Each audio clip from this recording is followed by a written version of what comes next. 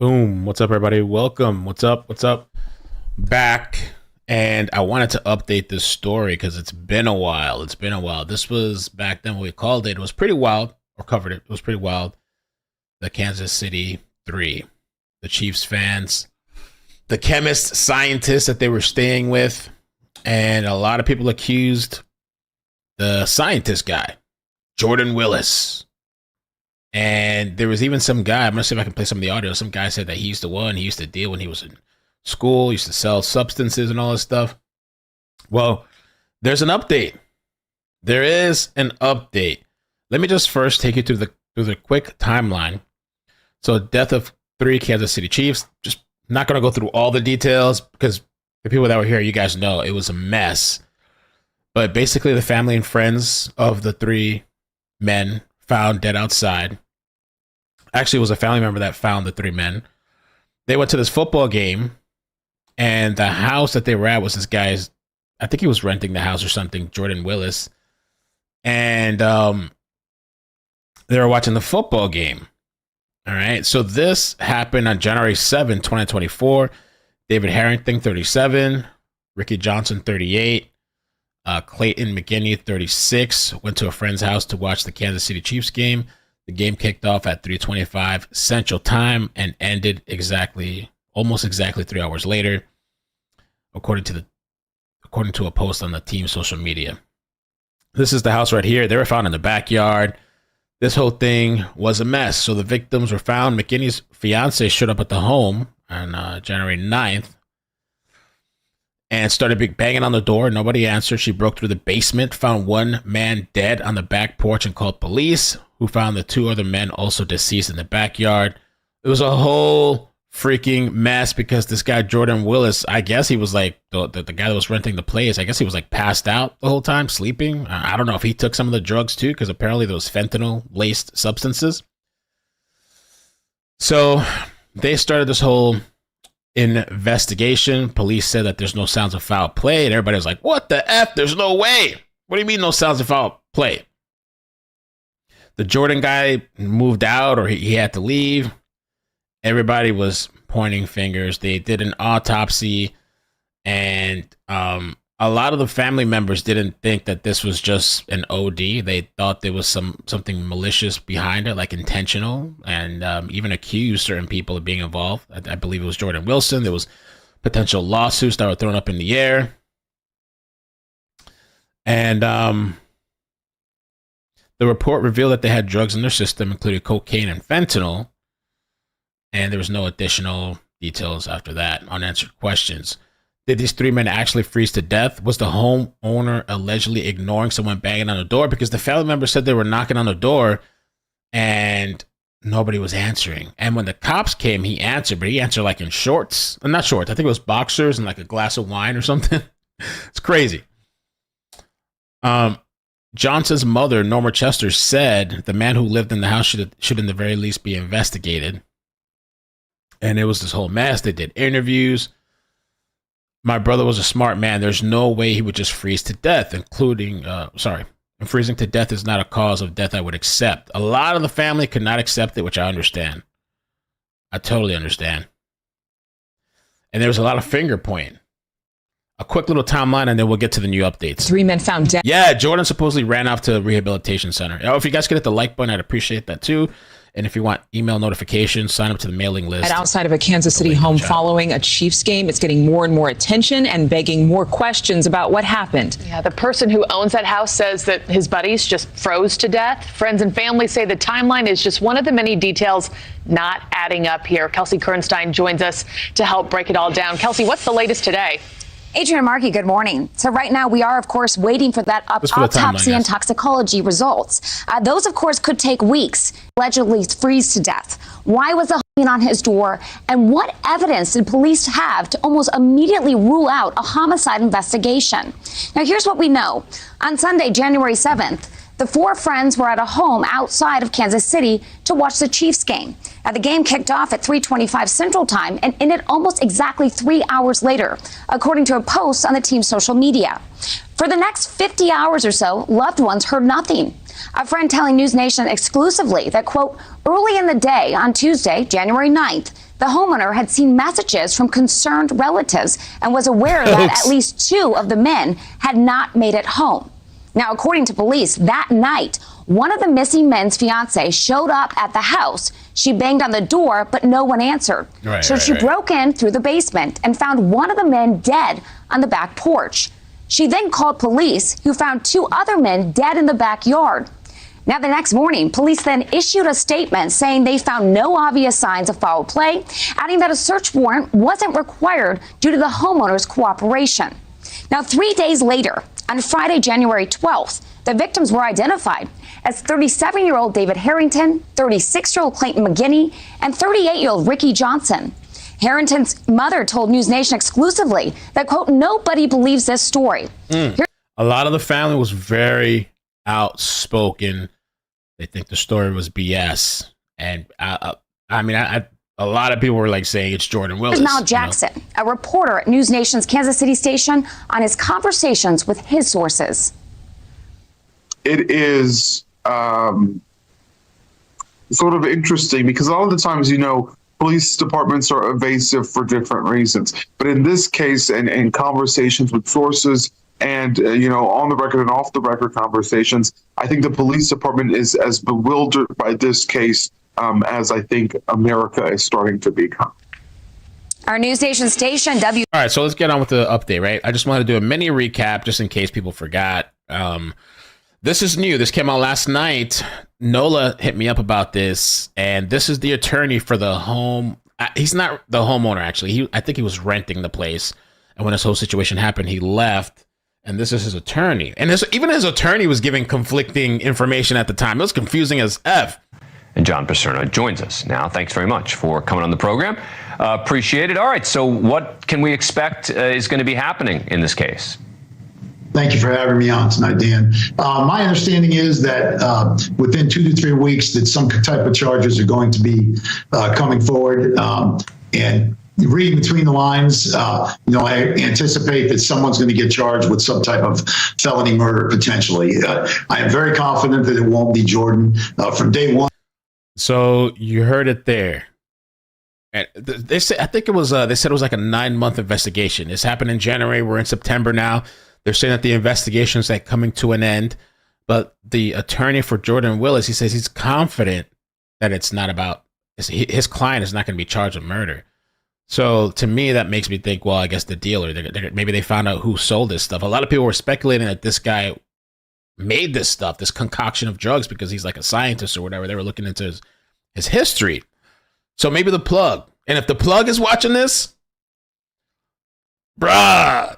One, we've talked about the fact that he had absolutely nothing to do with causing harm to his lifelong friends. And I think that's been borne out by the law enforcement investigation.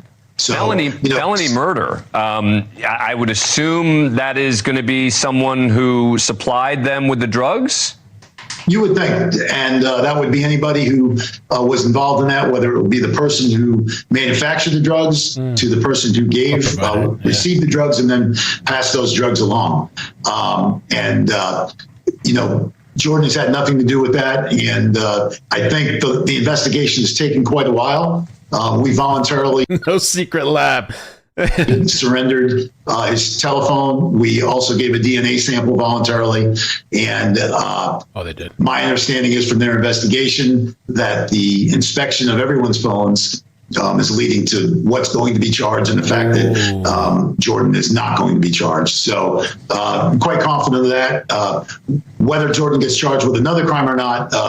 And that's interesting too, though. You see how he leaves it open, though, whether Jordan gets charged with another. I believe that's probable. That's very probable that, I don't know, these guys got drugs from somewhere. Their parents were like really in denial, which I understand. Like, I don't know how to a parent like, oh, my kid's doing drugs or fentanyl. We need to pull up to what was the mix, because I know it was fentanyl, some other stuff. It was a concoction. And I'm really curious, though, if Jordan partook in these substances, and that's why Jordan was out of it for 2 days or whatever it was, 40 hours, however many hours, they said 40, 50 hours, and didn't answer when they were knocking on the door. When cops come to the door and he opens the door, he's in boxers, and a wine glass in his hand, you know? But I wonder what other charges could come. Not murder, maybe, I guess, then, but something else. And the plug, I don't know if they're watching. Maybe this gives them time to run. I don't know. You know, like pack their shit and go, hide, leave the country. That's up in the air, and we'll just have to wait and see. I think that's what it was, Fred. There was coke as well. So I guess maybe the coke was laced with fent, I guess, possibly. I don't think they knowingly took fent, you know? When you say he may get charged with another crime, what potential crime could that be? Well, there's a lot of speculation about what he may or may not have done that evening, but none of it has to do with his friend's death. So we're very happy and pleased about that. And I don't want to speculate on what a prosecutor is going to do in terms of making their charging decision when they haven't told me. So we'll just have to wait and see. But you are convinced that your client, A, is not going to face any kind of serious charges, and B, that someone else will? From day one, I was convinced of that, and I am right now today that he's... Carly, I think that's really possible too. Jordan Death partook in the activities, allegedly, and was on the brink of death himself. That was one of my theories too, is that he almost died too. Maybe the only reason Jordan's alive is because he wasn't outside, because these three guys, they went outside. I don't know for what reason. Maybe they were leaving the party. I do feel like we've heard conflicting stories, even from this attorney, about what happened and what time they left. Because like I thought at first they said he walked them out, then he said he doesn't remember when they left or doesn't know when they left or whatever. I think maybe the only reason Jordan's alive is because he wasn't outside and didn't succumb to the cold temperatures. I think. I don't know, you know. He's not going to be having any type of liability regarding that. And my understanding from the information that I know right at this time, and I've learned recently, is that someone is going to be charged, and maybe more than one person. With something like felony murder? Yes, sir. But you don't know the exact charge? No, and I don't know, how many suspects there are. I just know that, fortunately, that Jordan's not going to be one of them. And were you able to figure this out based on what they're talking about with regard to your client, or did someone in law enforcement just tell you? No, it's based on what they told me regarding my client, what the investigations, in these cases, Dan, law enforcement gets on the phones and they have every single text message, phone call, social media post, all of that stuff. Been doing this 30 years, and here in the last, 10 years since we've got social media, it's very rare for me to get a case where it's not heavily, a lot of evidence in that regard. And so we knew early on that wasn't going to be a problem for Jordan. And apparently it's turned into a problem for a couple of other individuals. And the police have been saying there is no foul play. That has been very frustrating to the families of those who are deceased. Do you think that this is going to change that assessment? From what I understand, it is going to. And I think, the big thing here with particularly my client is that he didn't want to harm his buddies, and he wouldn't have done anything to harm them at all. So we were very happy to hear about the investigation and what it showed and proved from his end. And we're just going to have to wait and see till the prosecutor releases, their information and what they're going to do. I think it's important to note, Dan, that this is a rural county. It's north of Kansas City. They have approximately 8 to 10 prosecutors, where down in Jackson County, Kansas City, we have 80 or so. So it's a more rural area, and things generally move a little slower in that particular office. As to why it took 9 months, I don't know. That's something we're going to have to learn from the prosecutors, and hopefully we will in the next few months. Thanks for watching. Go to join. Okay. There might be a chase, so I'm almost done with this live. There's a few things I just wanted to reference. If the chopper gets there, we'll move over to the second page. Make sure you subscribe to Ike and Mel CC. I think that page might have fallen out of the algorithm because I changed the link to it. But the chase page, where we do chases over there.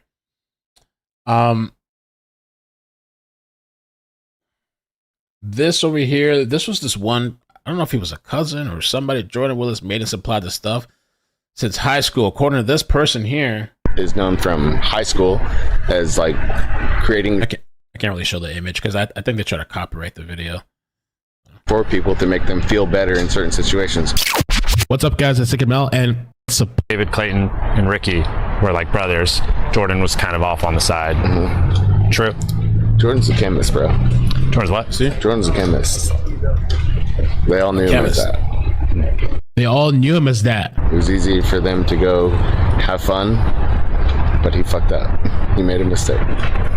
So he's saying that Jordan, because he's a chemist, concocted whatever, and the other family has said it before, and that he messed up.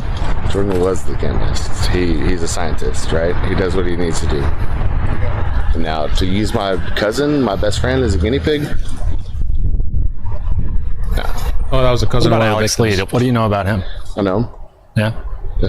Any idea That's the fifth person, by the way. that he might have brought drugs? Hell no. Oh, I forgot, and maybe you guys forgot. Apparently, there was another person. I don't know if that's. I don't know. I can't say that's the manufacturer, but maybe he supplied the stuff. I don't know. I have no idea. But I forgot there was another person. No. Jordan had him. Jordan had the supply. That's one. They interrogate his ass. So you don't think any more attention should be paid on Alex Lee? Alex Lee is a good man. Some people thought this guy was high. Yeah, I remember a lot of comments about that. He's a good man. Alex Lee is a solid. He was one of their best friends forever. Jordan is somebody that is known from high school as like creating drugs for people to make them feel better in certain situations. Okay, well, you want to do this? Okay, I'm gonna make this for you. I'm gonna make this for you. I'm gonna make this for you, and handing them out. Those some big claims. The police are doing their job. If it takes time, it takes time. I will never tell them they're not doing what they should be doing. They're doing the best they can. It takes time because you want it to be correct at the end of the day. And that's what I hope is when at the end of the day it comes out correct. This is a big deal. So yeah, I forgot. I forgot that there was some type of fifth friend speaks. Nobody believed. And it's funny because Cover up. Something's wrong with the man up. Man up. I tell us what happened. He knows. He has to know. He's a grown man too. What's up with Ticket Mail? All right. So the fifth person. What's that fifth person? This guy. In an exclusive conversation with Fox 4, the fifth man's attorney, Andrew Tauch, tells us his client arrived at the home around 7 p.m. He left just after midnight, and when he left, all three men and Jordan Willis were alive and watching Jeopardy! Tauch says his client Jeopardy! And received a text from Clayton McGeeney's fiance and Ricky Johnson's mother on Tuesday, inquiring about their whereabouts. At that point, he texted Willis and Johnson. He never got a response. That's another inconsistency. Willis's attorney said his client never received any text, just messages through. Never received any text, or they're showing mostly stock images and stuff like that, so don't worry. But yeah, it's inconsistent. He did not receive any calls or texts or messages from friends or family of the deceased. Well, they said of the deceased members. But okay, it seemed like the family. All right. So I forgot about that aspect too. So I think the person that's going to be charged is probably the plug. I don't know what other charges could be coming. You know, it makes me think of Matthew Perry. They got the meth queen, or not the meth queen, the ketamine queen, and other people as well. I don't know if there's going to be multiple people. And the attorney still made it seem like he's not sure that like maybe Jordan could face a lesser charge, but he doesn't want to get into details. So I don't know, really, really interesting. The criminal liability could be for a felony murder charge if somebody provided those young men with drugs. Deadly cocktail of fentanyl, cocaine, and marijuana. I forgot that too. Yeah, that was a third thing in their system. Those three. Willis was wearing underwear and holding a wine glass when police arrived. Bruh. He claimed he had been sleeping for nearly 2 days. That's why people were kind of like struggling with that. You know, what? How? Whatever. I think maybe he, like Carly was saying or whatever, maybe he partook in some of these substances and he luckily somehow he survived, didn't die. Maybe the cold weather would have got him. Relatives of the deceased man's families have previously insisted that Willis was involved in their deaths and threatened to file a lawsuit against him. But the attorney said that he's been cooperating and he's not involved. And at one point, too, I think I covered it. They were saying that this guy Jordan might sue. Okay, we might have a chase in 3 minutes or so. Perfect. One other thing I want to point out is Carly mentioned that story about 4 dead and 1 survivor. I covered a story about 5 dead and 1 survivor. Hello? Yes, this is 911. Okay, what is going on there? There's 1, 2, 3, 4, 5 people. Okay, do you know what they took? It looks like on the shelf. Okay. Breaking tonight, 5 people, a woman and an infant pulled out alive. Whatever happened inside that Commerce City apartment is beyond words, beyond explanation. It really is. My memory is that I got there shortly after 8 o'clock. It was pitch black out, and yet the apartment complex was lit up by law enforcement lights. It was a major crime scene. At about 3:45 this afternoon, Commerce City Police Department responded to a medical call in which there were an unconscious party. Upon an officer arriving, they made entry into an apartment, and inside the apartment they discovered 6 adults and 1 infant child. It was immediately apparently that while they thought that most of them were unconscious, one of the parties was awake and was transported by medical, and shortly thereafter they determined that there was also the infant inside the apartment that was also still alive, and the infant was transported as well. Bro, with a baby. Unfortunately, the other 5 people inside the apartment were deceased. There were there were 3 females and 2 males that were deceased inside the apartment. Any sign of drugs in the apartment?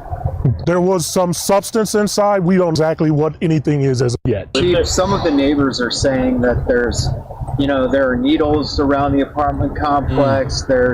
Some are speculating fentanyl. Can you talk at all Embassy about on the that? way, perfect. This substance that you found? Again, I don't want to speculate because I don't know exactly what the substance is until the chemistry labs has had an opportunity to take a look at that.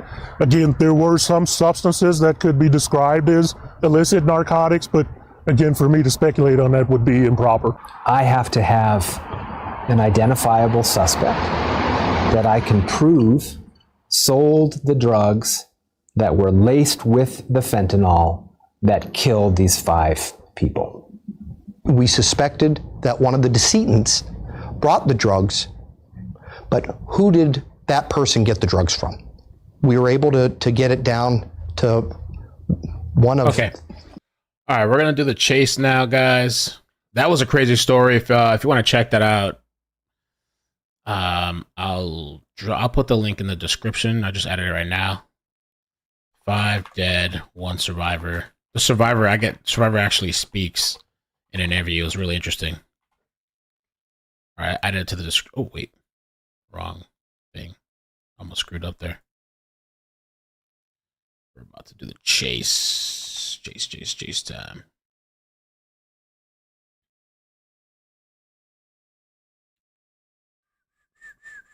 Perfect timing, right? Hopefully it's a good chase. I don't know. It's Friday. It is Friday.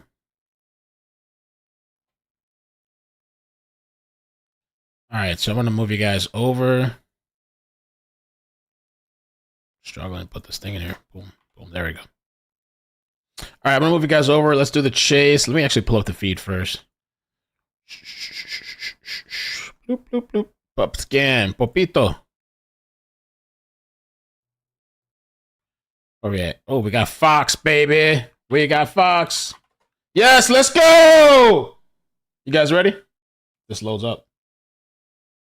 Pretty good clip. I'm going to start bringing up some of the information so we can we'll follow along on the ground. Actually, let me do this real quick. I'm guessing that this vehicle is probably just about maybe in the 90-mile-an-hour mark right now. California Highway Patrol, they're behind it, and they are not giving this thing up. They've been behind it for quite a bit. Let's take a look if we can see what that driver looks like. We literally just got over it, then we went live. You can see some damage there on the side of the vehicle. That probably was part of that collision that they were originally talking about. Appears to be possibly a female driving that vehicle, and you see some of that All right, damage guys, right I'm there. launching right the now, interesting okay? part is that If it you don't is get transferred, Arizona here's the plates. link. This vehicle has basically made its way from the 15 over to the 91, Here's and the link it's if you don't stayed make on the it. 91 ever since. You can see those